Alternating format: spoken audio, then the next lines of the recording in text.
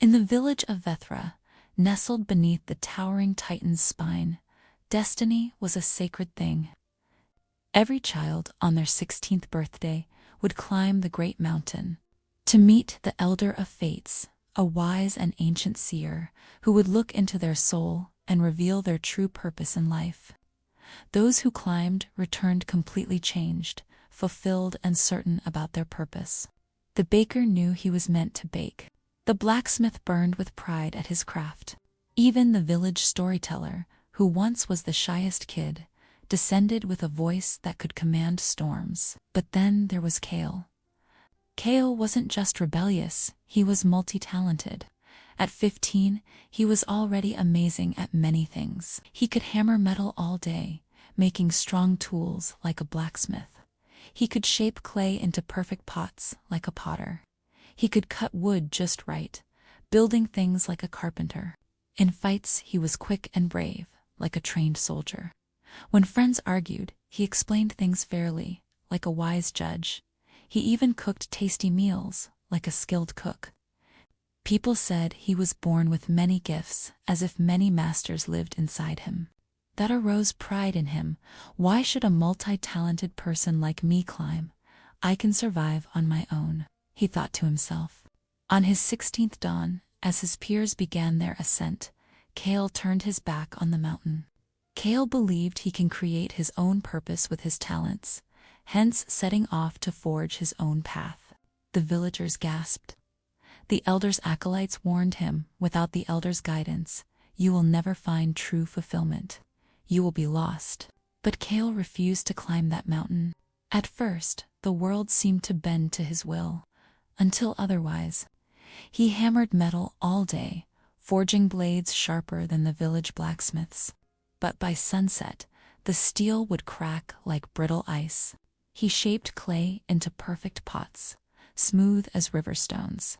But the moment they dried, they crumbled to dust. He cut wood with flawless precision, crafting chairs fit for a king. Yet the joints would mysteriously come loose, collapsing under the slightest weight. Undeterred, Kael tried other paths. In fights he was quick and brave, dodging blows like a trained soldier. But he kept on losing to his opponents. No matter what he tried, his skills lacked something invisible. A soul, a weight, a purpose. Worse, the villagers who had climbed the Titan's spine began to outshine him effortlessly. Leora, now the village blacksmith, could forge a sword that sang when swung better than Kael.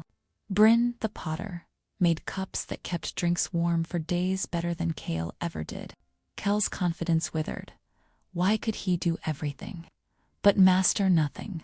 Where others had clarity, he had doubt. Where they had pride, he had envy. The villagers whispered, the mountain gives purpose to those who seek it.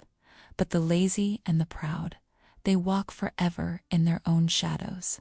One night, the mountain itself spoke to Kael in a dream. Not with words, but with a vision. He saw himself, years later, aging, weary, still searching for something he could never name. And then he dreamt of what could have been his future if only he climbed that mountain. Maybe he would have been a merchant, rich and laughing, sailing across unknown seas. Maybe he would have been a ranger, swift and sure, guarding the village borders. Or maybe he would have been a perfect storyteller, weaving tales that made children gasp. Each time, a whisper trailed him. This is not your path. Running only tires you, Kael. The mountain is waiting for you. Years withered Kael's youth. His inventions failed. His alliances splintered. Terrified, Kael finally ran for the mountain. Fine, he spat. Let's see what I was meant to be. But the Titan's spine journey was not so easy. The climb was agony. The winds mocked his pride. The rocks slipped like time. The higher he went, the heavier his limbs became, as if the mountain itself rejected him. At last, collapsed and exhausted, he looked up and saw the Elder of Fates waiting. Kael begged, tell me my purpose.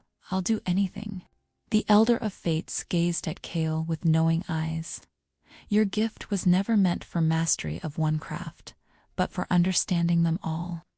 You were destined to be their leader, to guide the blacksmith's hammer, the potter's wheel, and the judge's wisdom without needing to wield them yourself. Some purposes aren't found in doing, but in knowing what must be done. Kael's breath caught.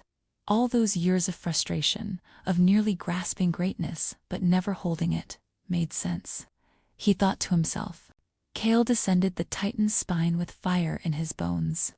The wind carried whispers of his wasted years, but his steps were firm. The village of Vethra lay below, unaware that it's the lost son who was returning, not as a failure, but as the leader they had always needed. In the years that followed, Kael ruled differently than any chief before him.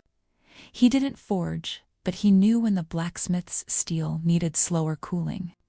He didn't pot, but he spotted the flaws in every clay that caused cracks. He didn't farm, but he remembered which fields thrived when left fallow. His leadership wasn't in doing, but in connecting. When disputes arose, he didn't just judge. He reminded the quarreling parties of truths they'd forgotten. The villagers whispered, "He's finally become what he was always meant to be." But Kael, now white-haired and grinning, would mutter, "I could have been greater if I'd climbed sooner." As days went by, Chief Kael became more weak, laid down as the village elders gathered around his bed. He tilted his head towards the window, where the Titan's spine loomed under the moonlight. "Funny how I spent my life running from that mountain. Now I can't stop staring at it." Then Kael wrote some words, and ordered those words to be written on his tombstone. After passing the paper to the elders, he then passed away. On that paper it was written, "The mountain remembers what you pretend to forget. Hence climb when you're young, climb when you're lost. Always climb. But never, never let your pride cost you the magic of becoming who you are meant to be, because the greatest waste isn't failure. It's untapped potential." Moral of the story. Kael represents us in this world. The Elder of Fates represents our God who reveals to us our purpose. The mountain represents the prayer. But most of the times we rely on our given talents and start running away from our purpose. Sometimes we become too lazy or too proud to pray, forgetting that all comes from God. Remember, the man without a purpose is neither master of his fate nor the captain of his soul. Genesis chapter 1 verse 1 says, "In the beginning God." If even the Bible's infinite wisdom began with God, why shouldn't your journey start with Him?